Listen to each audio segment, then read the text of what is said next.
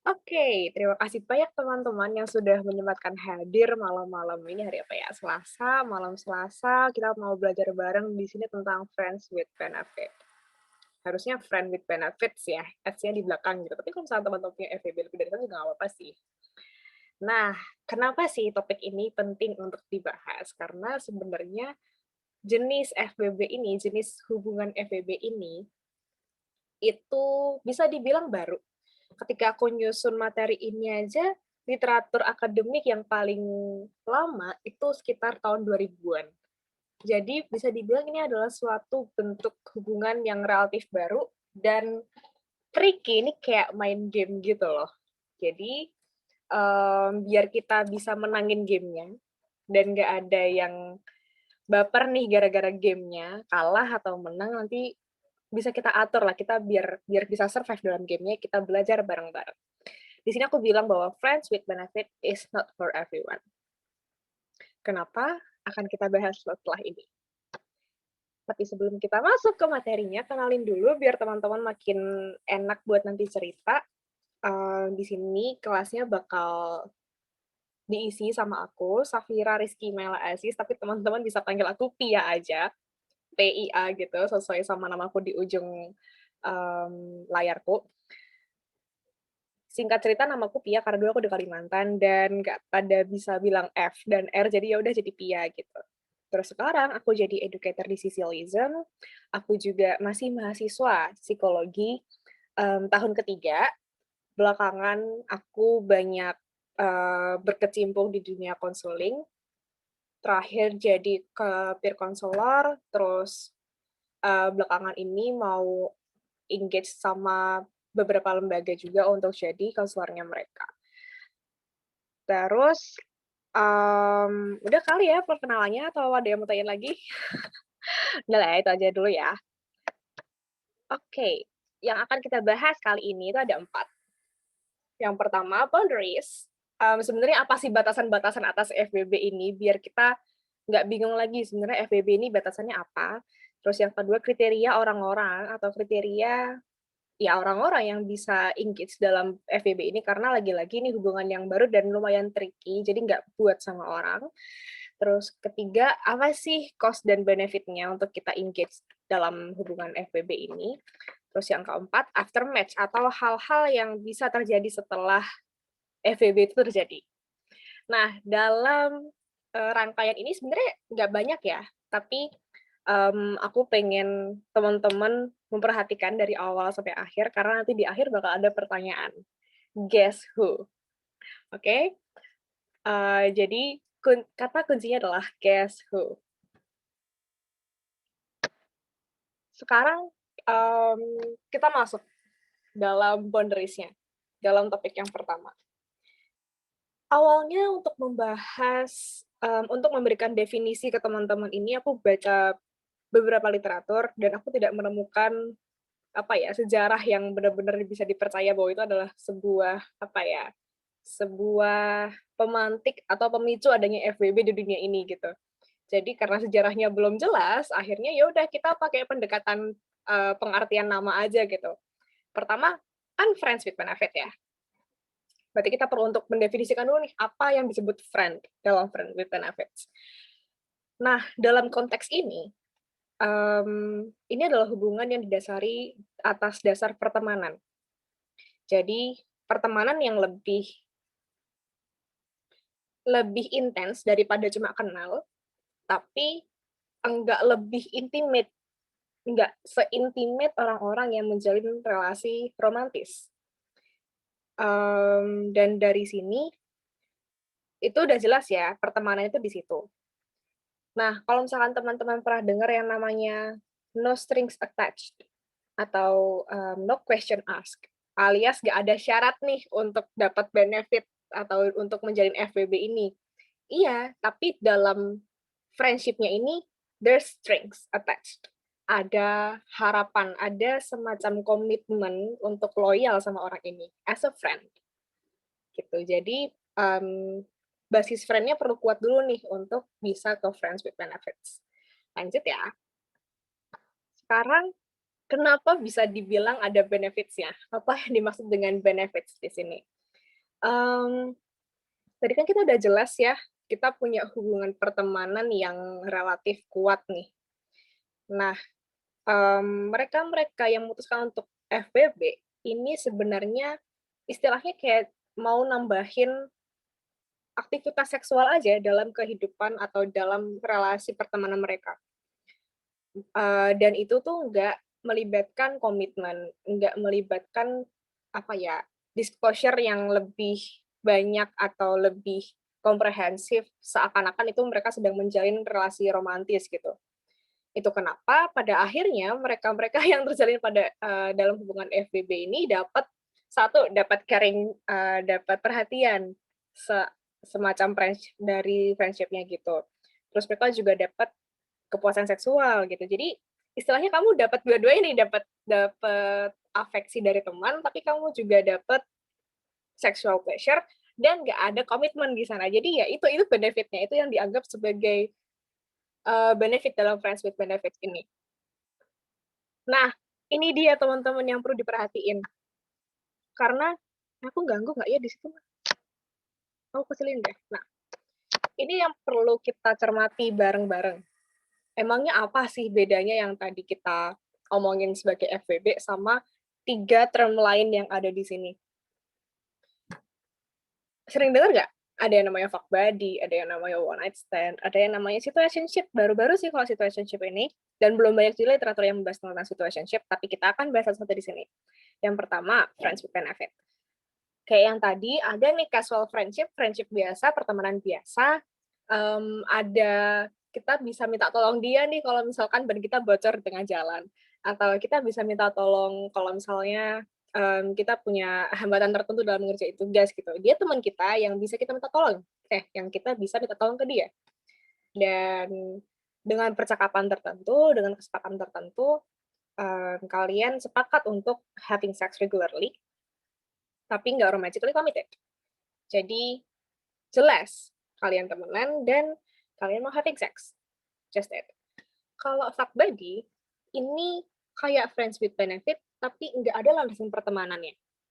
Jadi ya udah kayak cuma, mmm, siapapun itu di kehidupan kalian yang lalu, terus kalian, merasa bahwa dia kayaknya bisa nih gue ajakin, seks gitu, terus ya udah telepon aja, terus kayak booty call gitu, kayak booty call, terus diajakin having sex, terus ya udah buang. Nggak buang sih, tapi kayak ya udah ditinggalin aja gitu. Jadi nggak ada komitmen untuk menjalin pertemanan di sana. Lebih lebih iya, nggak ada ekspektasi untuk jadi loyal, nggak ada ekspektasi untuk jadi teman, gitu. Terus kalau misalkan one night stand, most likely it happens with strangers, right? Kayak makanya di sini aku bilang kayak, ya udah anggap aja itu strangers with benefit. Karena sebenarnya kalau misalkan ini mau dibilang kayak fuck buddy pun, itu akan jadi fuck buddy apabila itu terjadi berulang kali, ya nggak sih? Setelah kalian, mungkin dari Tinder gitu, terus kalian janjian dan ternyata bisa untuk, diajak making out, terus akhirnya itu berjalan berkali-kali dan kalian nggak menjalin pertemanan di sana, ya udah dia jadi fuck buddy kalian, itu bedanya. Nah, situationship ini adalah kesedihan kita bersama. Jadi dia didefinisikan sebagai pseudo relationship. Seakan-akan kalian punya hubungan, tapi sebenarnya nggak ada hubungannya. Kalian menjalin relasi romantis yang sebenarnya nggak disepakati bersama, alias kayak digantungin, di breadcrumbing. Jadi itu adalah hubungan yang apa ya, unofficial, tapi kalian juga nggak bisa bukan merealisasikannya atau mendefinisikannya sama pasangan kalian. Kenapa ini aku bawa? Karena dia kayak ada dinding tipis gitu loh di antara situationship sama friends with benefit. Bedanya adalah kalau misalkan friends with benefit, kalian udah jelas nih, kalian temenan yang mau FWB. Udah jelas bordernya, kita sepakat secara secara verbal, secara jelas, oke kita mau FWB-an nih. Sedangkan kalau situationship tuh mungkin kalian temenan, terus, berjalan, terus tiba-tiba ada muncul bumbu-bumbu, kasih sayang dan percintaan dan mungkin ada keintiman yang muncul di sana, tapi baik di antara kalian berdua sama-sama nggak ada yang mau mendefine itu, dan ya udah pada akhirnya jatuhnya jadi kayak toxic sendiri gitu loh. Itu kalian terjebak dalam situationship. Jadi paham bedanya kalian sebenarnya adalah friends with benefit-nya orang ini, atau fuck buddy-nya orang ini, atau one night stand-nya orang ini, atau kalian terjebak dalam situationship, itu. Nah, mmm, tadi aku bilang di awal kalau FWB ini nggak buat semua orang. Emangnya buat orang kayak apa gitu kan?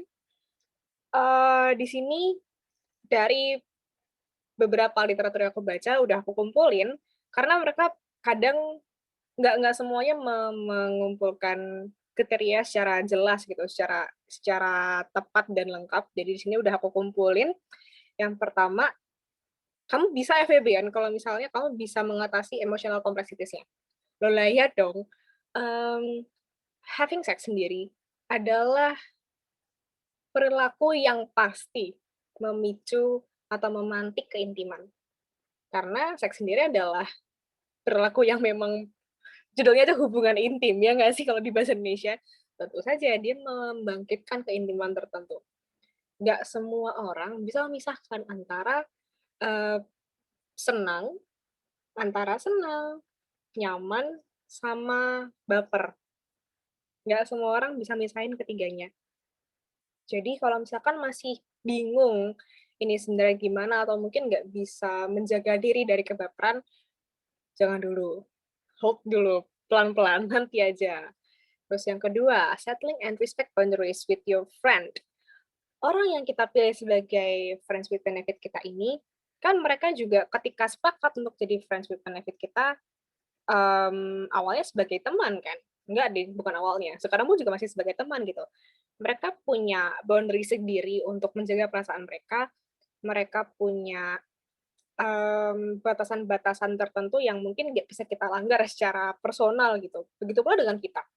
Kita kalau misalkan mau mulai FWB pun juga punya boundary sendiri dong, misalnya kayak, nggak mau ketemu secara intens gitu, takutnya baper. Udah sadar nih kalau misalkan udah gampang baper, terus kayak, "Kayaknya kita jangan ketemu sering-sering deh," atau, "Kayaknya kita nggak usah cuddling deh, kalau misalkan habis kayak gini kita nggak usah lanjut cuddling deh," gitu. Ya udah, karena udah ada boundaries-nya, di-set dengan jelas dan nggak usah dilanggar. Kalian bisa komit untuk nggak melanggar itu bagus, artinya kalian bisa menjalin FWB. Terus yang kedua, not expecting something more. Kenapa? Karena ini sebenarnya ada penelitiannya. Sebagian, ini penelitiannya di US sih. Orang ini siapa ya yang meneliti ya? Aku lupa penelitinya siapa, tapi dia mendefinisikan 4 jenis, niat atau 4 jenis bentuk orang-orang having sex atau terlibat dalam perilaku seksual, itu tuh untuk apa? Amongst remaja, di antara remaja-remaja di Amerika, Amerika Selatan kalau nggak salah. Yang pertama ada, mmm, sexual pleasure, itu ya intinya ya cuma cuma buat dapat kesenangan seksual doang. Contohnya one night stand atau fuck buddy. Terus yang kedua, placeholder. Placeholder ini tuh kalau misalnya kita,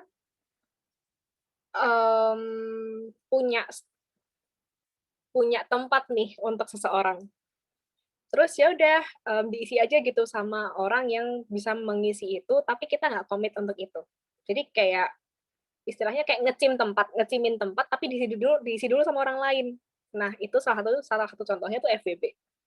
Jadi FWB ini bisa dibilang kayak breadcrumbing tapi nggak ada komitmennya dan kamu nggak dijanjiin apa-apa gitu. Kalau breadcrumbing kan kamu dijanjiin apa-apa gitu kan. Nah, kalau FWB ini kamu nggak dijanjiin komitmen tapi kamu ditaruh di sana, kayak gitu.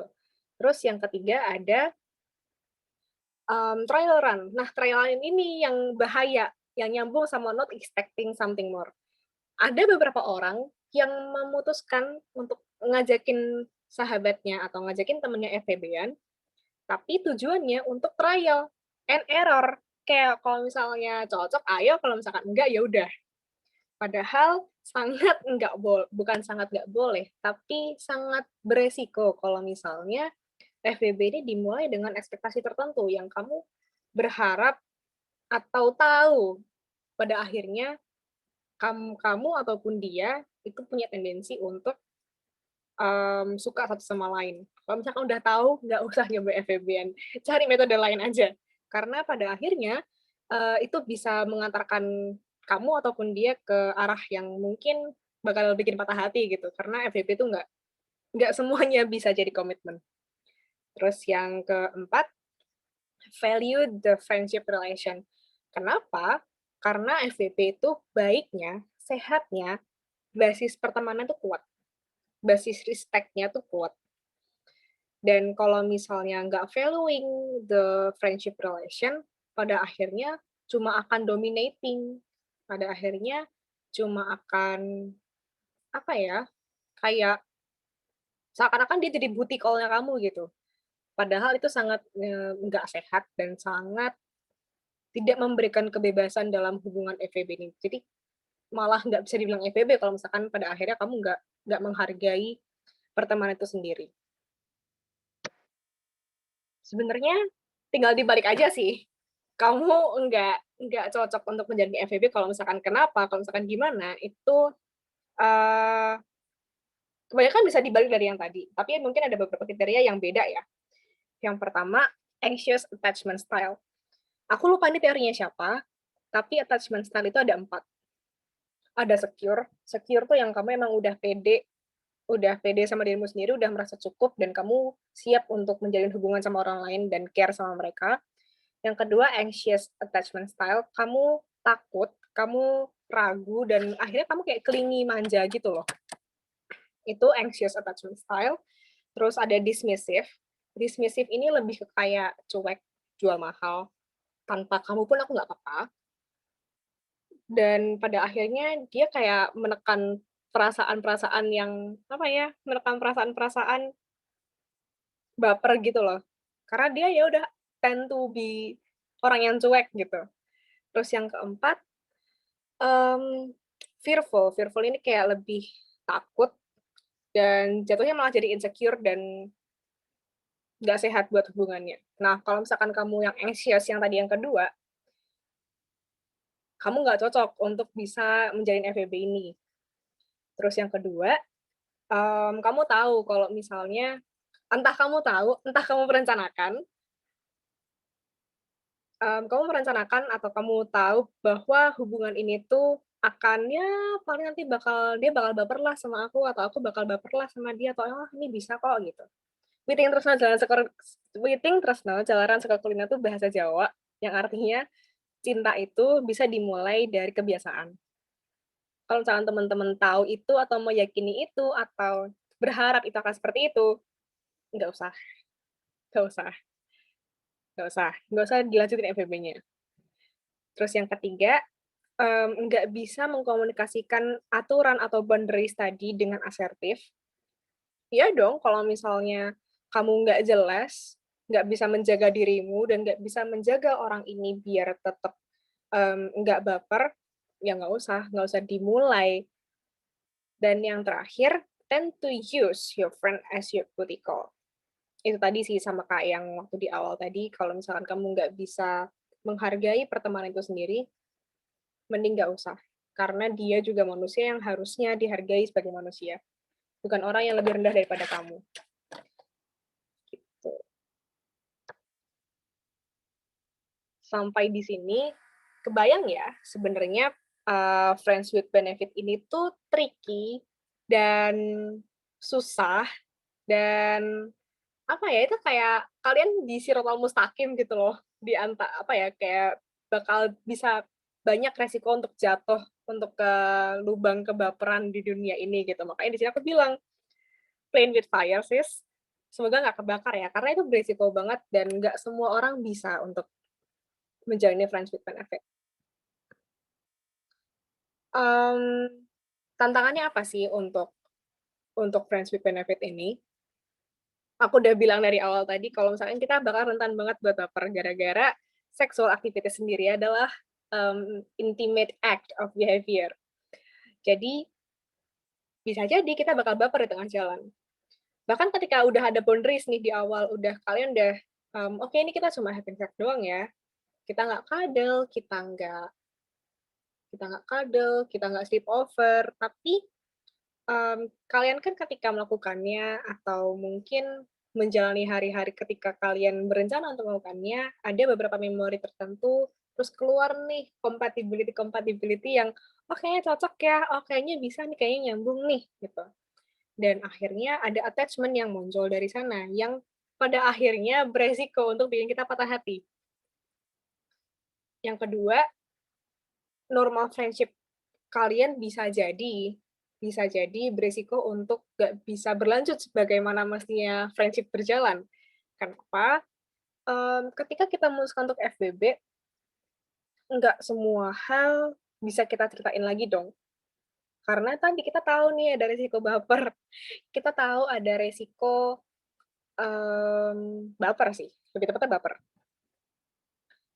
Dan pada akhirnya untuk mengurangi resiko itu, kita nggak lagi ngomongin tentang masa depan, kita nggak lagi ngomongin tentang keluarga, kita nggak lagi ngomongin tentang bangun rumah, nggak ngomongin lagi tentang, quarter life crisis. Karena deep talks atau percakapan-percakapan yang mendalam, itu sama aja kayak kita mencari compatibility satu sama lain. Yang mana pada akhirnya itu juga beresiko untuk bikin FWB itu semakin nggak jelas pada akhirnya. Dan kalau misalnya pada akhirnya FWB-nya itu kandas, atau kandasnya gara-gara mungkin ada salah satu dari kalian yang baper atau nggak nyaman dengan itu terus kandas, mungkin yang hilang cuma benefit-nya doang gitu. Friends-nya tetap jalan, tapi mungkin bisa jadi agak sulit gitu untuk tetap melihat dia sebagai teman yang biasa, teman yang ya udah kasual temenan aja gitu, padahal kalian udah pernah having sex sama dia beberapa kali. Jadi pasti pasti rasanya akan berbeda dan mungkin akan sulit untuk menjauhi, mmm, perilaku itu. Nah, yang ketiga, kadang kadang, kita nyaman nih sama FWB kita. Kita merasa, "Oh, checklist yang aku butuhin sekarang, attachment-attachment yang aku butuhin sekarang itu udah dipenuhi sama FWB aku." Tapi kita lupa kalau misalnya sebenarnya ini adalah checkbox yang untuk diisi sama orang yang mau menjalin komitmen sama aku. Aku aiming-nya buat komitmen nih, tujuanku buat nyari komitmen nih, tapi checkbox-ku keisi nih sama FWB aku.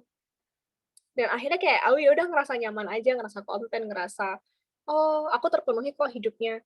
Dan pada akhirnya kita lupa kalau misalnya kita mau nyari orang yang untuk menjalin komitmen sama kita. Dan bisa jadi, karena kita keasikan nih sama FWB kita, kita nggak nyari orang atau kita melewatkan seseorang yang mungkin potensial untuk menjalin komitmen sama kita. Jadi mungkin ini adalah adalah beberapa resiko yang, akan teman-teman hadapi kalau misalkan teman-teman memilih untuk FWB. Baik itu dari teman-teman, baik itu ke teman-teman yang diajakin FWB atau ke potensial partner teman-teman. Tapi dari resiko-resiko itu, kalian bisa mendapatkan ini gitu, kita kita bisa dapat 2 hal dalam FWB ini. Yang pertama, eksplorasi, tentu saja karena ini dilakukan sama orang yang teman kita sendiri dan dia juga respectful dan dia juga baik sama kita.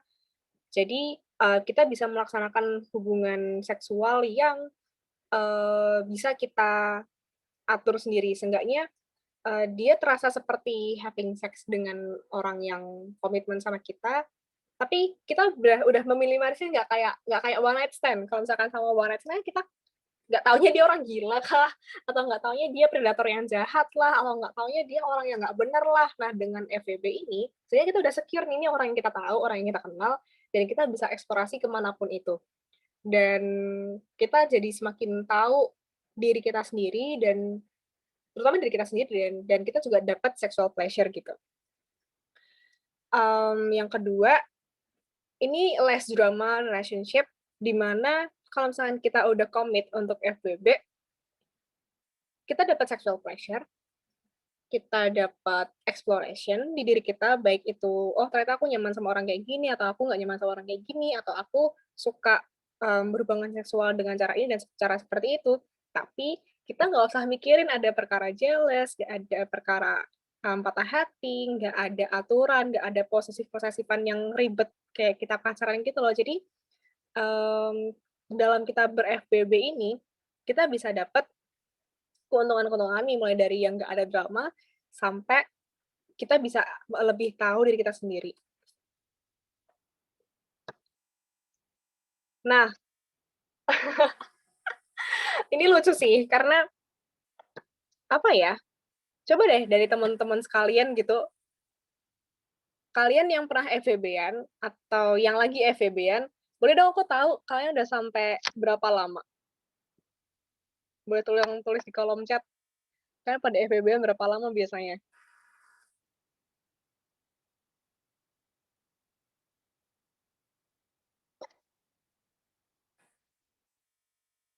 Atau malah belum pernah pada FWB-an? Oke, oke. Ya, ini masalah masalah banyak orang yang memulai FWB-an sih. Lusa baru mau mulai, oke, terima kasih. Mmm, ini permasalahan hampir semua orang sih, karena FWB kan emang nggak direncanakan untuk long lasting ya. Ya kali kalau misalkan masa kalian mau sampai mati FWB-an terus?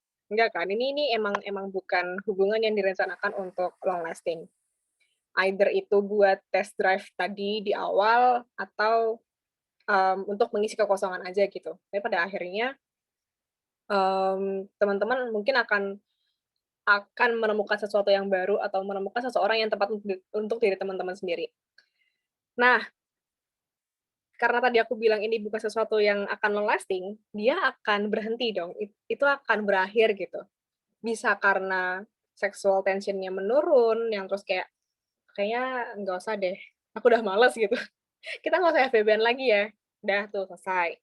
Atau ternyata nggak kompatibel nih secara seksual, kayak nggak nyambung, nggak bisa diajak diajak seru-seruan, nggak bisa, mmm, nggak kompatibel aja lah pokoknya, secara seksual. Terus yang ketiga, ada salah satu dari kalian yang mungkin baper dan akhirnya, ditolak sama partner yang lain dan akhirnya perasaan kalian nggak diterima gitu, atau perasaan dia nggak diterima dan akhirnya FWB-nya selesai. Atau, setelah satu dari kalian ada yang punya pacar baru atau ada yang mungkin dilamar gitu, jadi udah punya pasangan sendiri dan akhirnya FWB-nya selesai. Terus bingung kan, habis ini mau ngapain gitu. Masa relasinya hilang gitu aja? Bisa nggak dilanjutin? Bisa, tapi apanya dulu? Di sini aku ada 3 bahasan, yang pertama, mau temannya dulu atau mau komitmennya? Mau temenannya doang atau mau komitmennya sama orang ini atau FWB-annya? Kita bahas satu, komitmennya. Ini biasanya kalau misalkan orang-orang pada nyoba FWB karena merasa bahwa ini akan jadi hubungan yang serius pada akhirnya gitu. Terus kalian berencana untuk membangun komitmen di antara keduanya gitu kan. Nah, di sini ada teori punya Raspberry. Dia orang lama sih, mbak-mbak gitu. Tahun 80 dia bikin teori. Ada 3 hal atau 3 faktor independen yang mendorong orang untuk berkomitmen. Yang pertama, satisfaction level. Kalau misalnya orang ini merasa puas dengan hubungannya, mungkin dia akan, "Oke, let's go, nggak apa-apa kita komitmenan." Terus yang kedua ada quality of alternative, dia merasa bahwa di antara semua alternatif yang ada, daripada aku sendiri, atau daripada aku sama yang lain, aku milih sama kamu. Oke, aku komitmen sama kamu. Yang ketiga, investment size, kamu dirasa atau kamu merasa bahwa dia adalah orang yang potensial buat kamu. Jadi, oke oke, ayo kita komitmen. Nah, kalau misalnya teman-teman mau untuk mengajak orang ini atau pasangan ya atau FWB teman-teman untuk jadi orang yang berkomitmen sama teman-teman, pahami 3 hal ini. Apakah teman-teman adalah orang yang menjawab alasan dia mau berkomitmen sama teman-teman.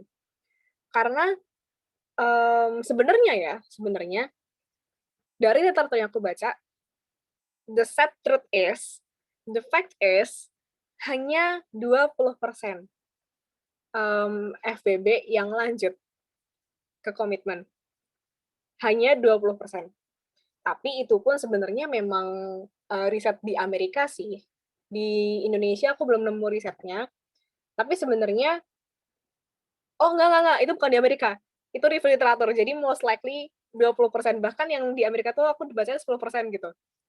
Emang nggak banyak yang lanjut ke komitmen, karena dari awal emang udah di-setting nih boundaries-nya, dan orang ini punya aiming untuk nyari yang lain gitu, ya kamu cuma FWB-ku doang, jangan expect apa-apa dong, kok tiba-tiba baper, ya nggak usah dilanjutin gitu, most likely pada kayak gitu. Tapi kalau misalkan emang kamu insisting untuk membangun hubungan sama orang ini, kalian juga ini sebenarnya nggak ada one size fits all, apa ya, cara gitu loh.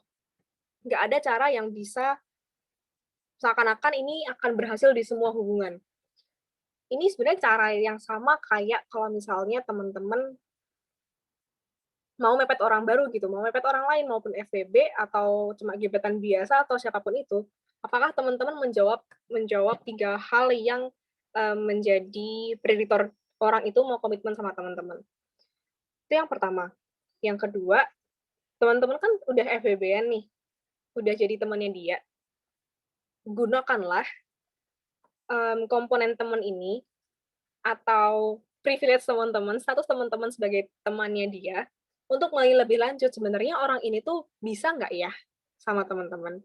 Dia mau nggak ya? Coba pantik aja obrolan kayak, mmm, "Kamu berekspek untuk punya hubungan jangka panjang nggak ya sekarang?" Gitu.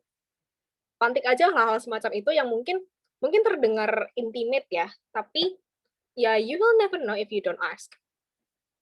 Ini sama aja kayak cara kalian mepet orang lain gitu, selain FWB teman-teman gitu. Jadi, bacalah kondisinya dan tanya, mau apa lagi kalau misalkan nggak tanya, gitu. Terus yang kedua, bisa jadi FWB ini berakhir oke, sorry, aku baru baca chat-nya, tapi iya, oke.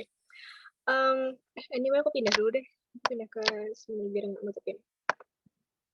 Oke, sekarang yang kedua, friend-nya gitu. Siapa tahu siapa tahu, teman-teman menjalin hubungan ini, terus di tengah jalan ngerasa kayaknya nggak usah dilanjutin lagi deh benefits-nya, kita lanjut friends-nya aja, nggak usah nggak usah ke komitmen, nggak usah, having sex lagi, tapi ya udah kita temenan doang gitu. Sebenarnya ada risetnya, bahkan selain selain jurnal ini pun pada bilang, enggak kok, enggak semua atau enggak banyak sebenarnya relasi-relasi FWB yang berakhir kandas gitu pertemanannya. Cuma dikit, cuma ya paling nggak nyampe 20% lah, kebanyakan kayak belasan gitu yang merasa FWB ini membawa hal-hal buruk ke pertemanan mereka gitu, nggak banyak. Biasanya malah semakin dekat dan semakin intim dan ya udah kalau misalnya punya pacar baru ya udah gitu, selesai nggak apa-apa. Kebanyakan pada berlanjut sebagai teman. Tapi biasanya yang pertemanannya nggak lanjut itu gara-gara nggak respectful. Jadi komponen seksnya itu jauh lebih besar daripada friendship-nya. Itu kenapa di sini aku bilang, jangan menganggap, FWB kamu ini sebagai booty call, sebagai fuck buddy doang. Intinya kan friend with benefits, bukan benefits with friend, ya kan? Jadi, berilah penghargaan-penghargaan dia sebagai temanmu yang baik gitu. Kalau misalkan pada akhirnya kamu udah menjaga pertemananmu dengan baik nih, dan ketika benefits-nya dipotong, orang ini nggak respect ke teman-teman, atau mungkin dia nggak suka itu diilangin tiba-tiba, mungkin kalian malah mending tinggalin dia aja gitu, karena artinya kalian nggak dihargai sebagai temannya dia gitu. Jadi know your worth juga di sini. Jangan cuma gara-gara, mmm, benefits, terus jadi kalian nggak menghargai diri kalian sendiri, atau kalian jadi nggak respect ke orang lain, gitu. Nah, tadi kan kita udah ngomongin yang gimana kalau misalnya kita mau melanjutkan benefits-nya atau melanjutkan komitmennya. Terus kita juga udah ngomongin gimana kalau misalkan kita mau ngelanjutin friend-nya gitu. Kalau misalnya kita mau ngelanjutin friend with benefits-nya gimana? Di sini sebenarnya banyak sih key rules, salah, rules-rules yang ada di internet gitu untuk membantu teman-teman memperhatikan apa-apa aja yang perlu dibatasi dalam hubungan teman-teman. Tapi di sini aku kelompokin jadi 3. Yang pertama, safe sex, karena ini sama kayak yang menjaga pertemanan gitu. Dia adalah orang lain, teman kita sendiri, yang seharusnya kita hargai sebagai insan manusia yang kita jaga kesehatannya, yang kita jaga well-being-nya, yang kita jaga psychological, mental health-nya. Jadi please practice safe sex. Jangan mentang-mentang kamu nggak berkomitmen sama dia, terus kalian waton aja gitu perilakunya dalam perilaku seksual. Jadi practice safe sex. Kalau misalkan ada mau menjalin hubungan seksual, tentu aja pastikan itu konsensual, terus proteksi baik kamu maupun mereka, terus respect dia sebagaimana dia orang yang harus kalian hormati sebagai pasangan seks, dan ya tentu saja perlakuan dia sebagai teman gitu. Terus yang kedua, karena ayo mari kita sadari bahwa ini adalah hubungan yang rentan dalam kebaperan, jadi jangan libatkan atau kurang-kurangi libatkan perasaan dalam urusan ngapa-ngapain. Ini adalah game yang kalian ciptakan atau ini adalah game yang kalian sepakati untuk lakukan. Jangan mau kalah, jangan mau terlena, jangan mau untuk buta gitu aja dalam permainan kalian sendiri. Pikirkan ulang apakah kegiatan ini bikin aku baper? Apakah cuddling bikin aku baper? Apakah dengan aku ngasih hadiah, dengan aku jadi one call away-nya dia tuh bikin dia baper atau aku baper? Atau, karena kita suka nih untuk having sex sekarang sama dia, terus kita kayak intens ketemu sama dia terus bikin aku nggak apa-apa, pertimbangkan itu berkali-kali. Terus yang terakhir, ya dari awal kalau misalkan mau FBB, ya udah FBB aja, nggak usah berekspektasi mau kemana mana. Oke deh kalau misalkan dari awal kalian udah nggak berekspektasi gitu, tapi seiring berjalannya waktu, nggak usah, coba-coba untuk mengenalkan dia sama orang-orang terdekat kalian gitu. Kenapa? Karena pada akhirnya orang-orang di sekitar kalian juga akan berekspektasi, "Ini orang sebenarnya siapa sih kok lo dekat banget?" Pada akhirnya ekspektasinya bukan dari kalian, bukan dari dia, tapi dari orang lain, dan akhirnya kalian berdua kayak mungkin bisa jadi kepaksa atau kepepet dalam hubungan tertentu gitu. Itu. Terus, nggak usah nyoba-nyoba untuk mendiskusikan hal-hal yang mungkin deep, kayak rumah, masa depan, quarter life crisis, karena pada akhirnya itu akan menggugah, hal-hal yang intim atau hal-hal yang krusial. Kalian akan tahu value-nya dia seperti apa, dan secara nggak langsung, meskipun kalian sudah me-manage-nya, secara nggak langsung itu akan muncul pencocok logian yang tidak dibutuhkan ini. Jadi nggak usah lakuin. Terus nggak usah jealous juga kalau misalkan dia dekat sama orang lain, karena ya udah kan FWB sis. Nggak ada ekspektasi apa-apa untuk untuk menjamin dia selalu sama kamu atau kamu selalu sama dia doang. Nggak usah jealous. Terus, apakah, FWB ini pikirkan lagi apakah FWB ini lantas serta-merta membuatmu berhak untuk clingy sama dia 24/7. Setting boundaries lagi sama dia, boleh nggak aku clingy atau apakah clingy ini bikin kita nggak apa-apa ya untuk tetap, bisa FWB-an, begitu. Itu sih, selebihnya mungkin kita bisa diskusikan, ini referensiku atau mungkin teman-teman kalau misalkan mau baca-baca lagi bisa di jurnal-jurnal ini. Oke.